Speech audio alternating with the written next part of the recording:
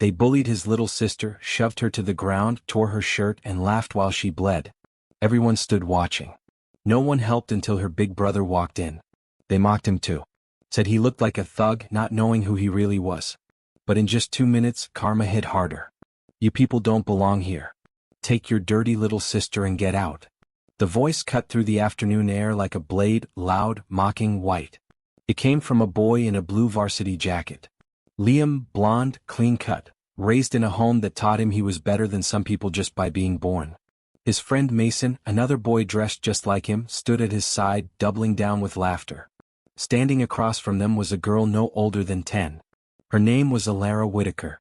She was small with big brown eyes and a white uniform now smeared with red blood from her scraped elbow where they had pushed her to the pavement. "Why you crying now?" Liam sneered, towering over her. She was just asking where the nurse's office was. One student mumbled under his breath, but quickly looked away when Liam turned his glare.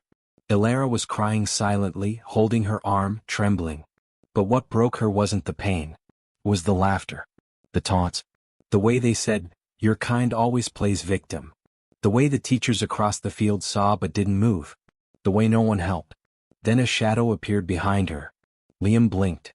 Mason's grin slipped. The girl turned and ran straight into his arms. Her brother had arrived. He wore a plain black hoodie. Nothing flashy, no school colors, no designer sneakers, just black. He didn't say a word as Alara grabbed him and buried her tear-soaked face in his chest. His name was Caleb Whitaker, 17, senior year. Soft-spoken, moved here with his sister just 6 months ago. Nobody really knew him. People thought he was just another quiet black boy with a hoodie and a stare that was too cold for school. Some whispered he was dangerous. Others thought he was poor. But the truth was far more powerful than anyone could guess. "Look who came to play hero," Mason jeered, stepping forward. Caleb didn't move. His arms folded across his chest, calm. Alara held on to him tighter, her white blouse stained, her puffy eyes wide with silent pain.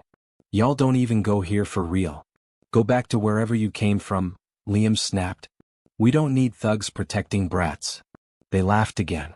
Caleb's lips didn't even twitch. But his eyes said something else entirely. Not fear, not anger, just calculation. One of the teachers, Mr. Davison, finally walked toward them slowly. Hesitant, he glanced between Caleb and the 2 white boys. Then, as expected, he turned to Caleb. "Son," he said, keeping his voice low but stern. "Whatever's going on, let's just all calm down." "She's bleeding," Caleb said, his voice like thunder wrapped in silk. Mr. Davison looked startled. Liam quickly cut in. "She fell. We didn't touch her. She attacked us first," Mason added, smirking. "She was loud.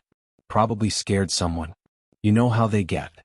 Mr. Davison nodded as if that made sense. Then he did the thing everyone expected.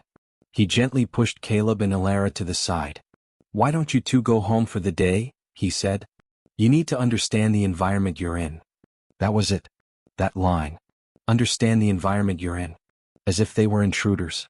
As if the sidewalk outside their school belonged to somebody else. As if Alara's blood on the concrete was her own fault for being born black in the wrong zip code. That's when Caleb moved. Not violently, not angrily, just decisively. He turned slowly, knelt beside his sister, and whispered something into her ear. Alara nodded, and for the first time since she was shoved, her crying slowed.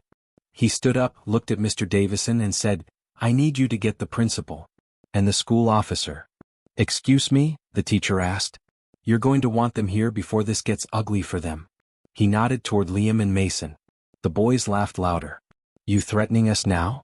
Liam barked. Caleb didn't reply. Mason lunged forward like he was about to get physical.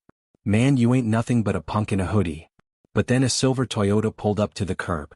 Out stepped a tall woman in navy slacks and a badge on her hip. Behind her, 2 men in military uniforms. They walked straight past everyone. Right to Caleb. "Lieutenant Whitaker," one of them said, nodding. "We've been waiting for your clearance signature at the base." Liam's face dropped.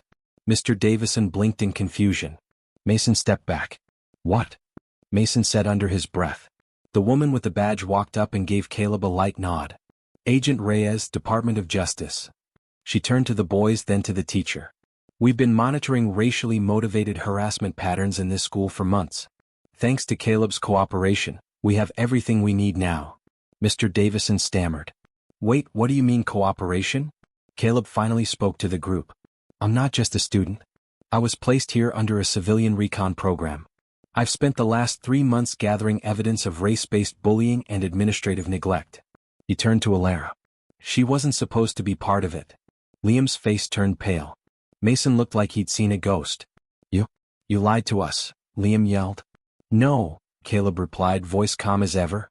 You lied to yourselves. You thought being white gave you power. What it gave you was entitlement. Liam tried to walk away, but the DOJ agent stopped him. You'll be coming with us, she said. And you too, she nodded at Mason. Mr. Davison opened his mouth, but she cut him off. The department is also looking into educators who consistently failed to intervene. You're suspended until further notice.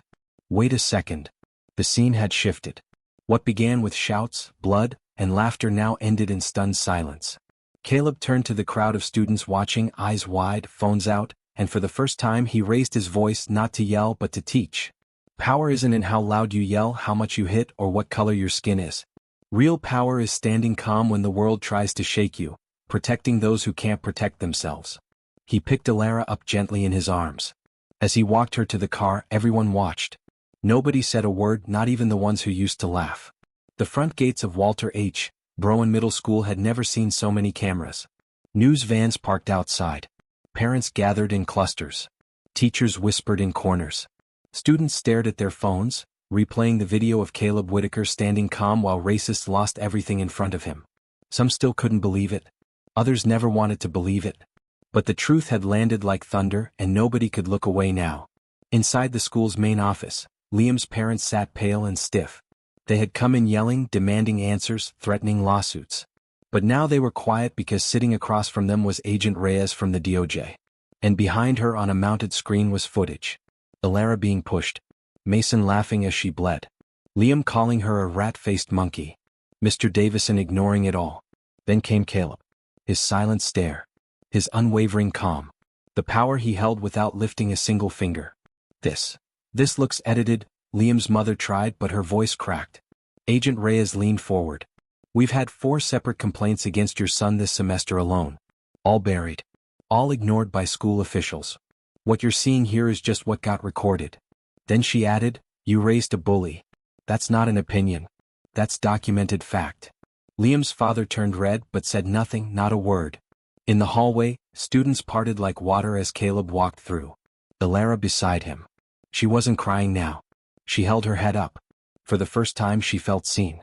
Whispers followed them. Yo, that's the dude from the news.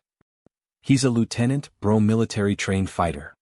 Did you hear what he said to the teacher yesterday? They weren't mocking anymore. They were listening. Principal Davis called an emergency assembly. The gym was packed, tension thick as wet cloth. Students, parents, faculty, all gathered, waiting for the fallout.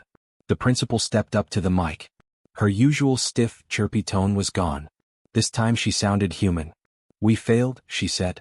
We failed to protect the child. We failed to hold our staff accountable. And we failed to recognize that racism isn't just loud. It's quiet. It hides in silence, in shrugs, in turning away.